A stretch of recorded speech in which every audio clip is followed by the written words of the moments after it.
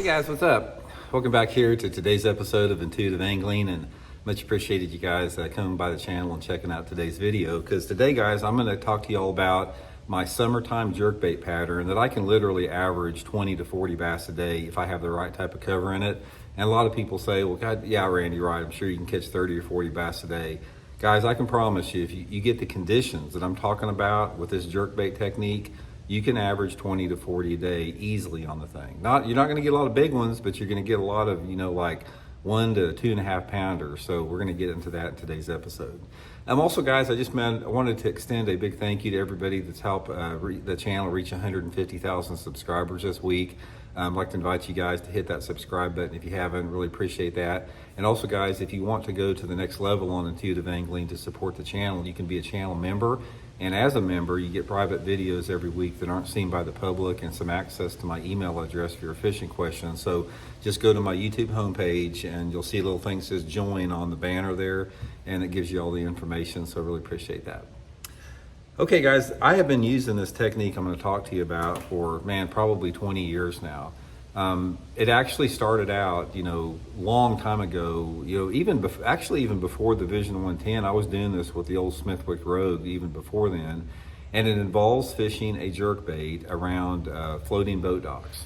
This is going to be the key technique on that. On almost any lake across the country, you're going to have some floating boat docks, even if they're just marina docks.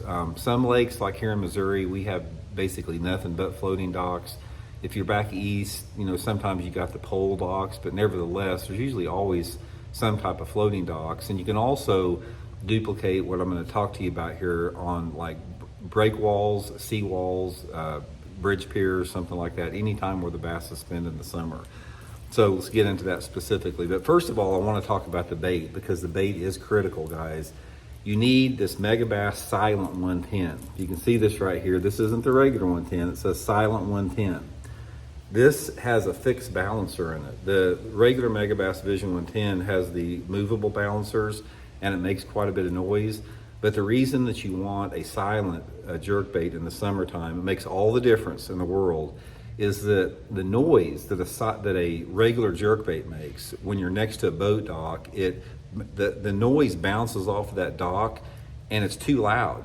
And you're dealing with close quarter fish that are suspended under these docks, and they simply a lot of times won't react to a noisy jerkbait, but they will react to the silent model here.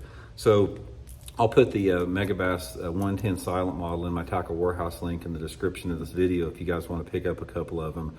But it makes all the difference. It's like if you get on this pattern, what I'm talking about, and you catch 5 on a Megabass Vision 110, a regular one, you'll catch 30 on the Silent. It makes a huge difference with that.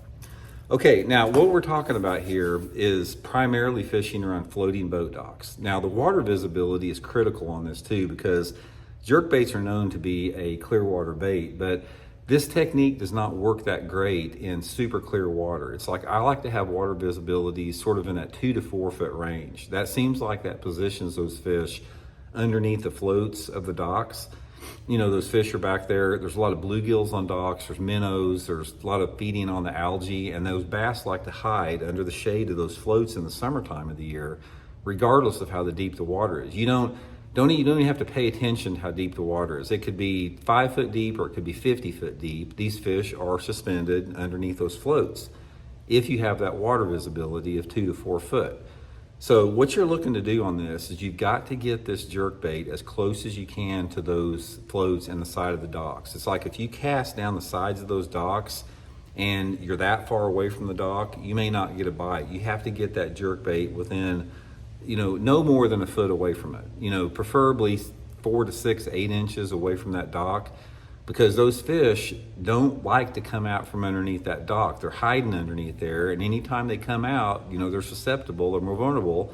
So the closer you can get that bait to the boat dock, the better. So again, I use this on a spinning outfit, and I do 2 different types of casts with it. I use that Megabass Addermine or the Whip Snake spinning rod, 10-pound test Seagarn VizX.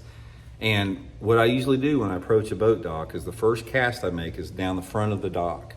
And I'll make a couple casts around the front there.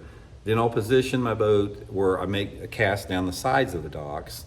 And as I'm going past the front of them, if there's any boat slips in there, I'll make an underhanded pitch with the jerkbait in the boat slips, especially if there's a slip with no boats in there. Sometimes if there's boats in there and they've got ropes on there, you can't really fish it like that. You got to stay to the corner. But you want to cast anywhere around that dock where you can come down the edge of that. And just work it with some type of, just your typical jerk, jerk, pause, jerk, jerk, pause. You know, I don't do that a lot. If you guys have watched my jerkbait videos, I do a lot of different, you know, twitching and pulling and this finessey stuff. But in this situation, just the traditional jerk, jerk, pause is the way to go. You don't have to pause it very long. Just, you know, you're trying to get a reaction strike with that. So you're trying to pull those fish out from underneath those floating docks. Now this also works. A lot of times these marinas or, you know, boat areas, they have break walls in front of them. Those fish will get on those break walls the same way. They'll get on floating tire reefs. If you got floating tire reefs in the lake, you have. Tire reefs are awesome places for it. And if you don't have any of that, guys, bridge piers. Those fish will suspend around bridge piers in the summertime too. All of this works with the Silent 110, especially on the bridge pier, guys, because if you've ever thrown any type of bait that rattles next to a concrete bridge pier, you can hear it above the water. That's why it's really important to go to the Silent model right here. It makes a huge difference. I can't, you know, overiterate that. Colors, it just depends on your water visibility, and we've talked a lot about this, your sky conditions, your water clarity. You know, they got a bunch of different colors on that Tackle Warehouse link. You can just pick out a few with that. But guys, this is a technique, it's a numbers deal. It's like you're not gonna catch big ones doing it, but I have caught 4-pounders and I have cashed a lot of checks and tournaments in the summertime doing it. But it's one of those deals. I'll give you a prime example, Grand Lake in Oklahoma. This is a great technique in Grand Lake. And if I go to Grand Lake in August or in July or August, I can almost every single time I can catch 30 or 40. And you know, maybe half of them will be under 14 inches. They won't be keepers, but half of them will be 14 to 16 inches.